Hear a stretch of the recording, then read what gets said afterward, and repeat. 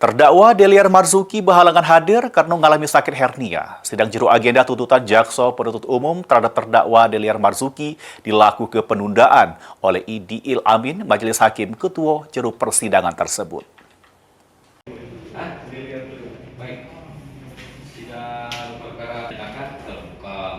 Sidang juru agenda tuntutan terhadap terdakwa Deliar Marzuki, mantan Kadisnaker Trans Sumsel, yang terlibat juru perkara gratifikasi sama pemerasan penerbitan surat izin K3 dilakukan penundaan.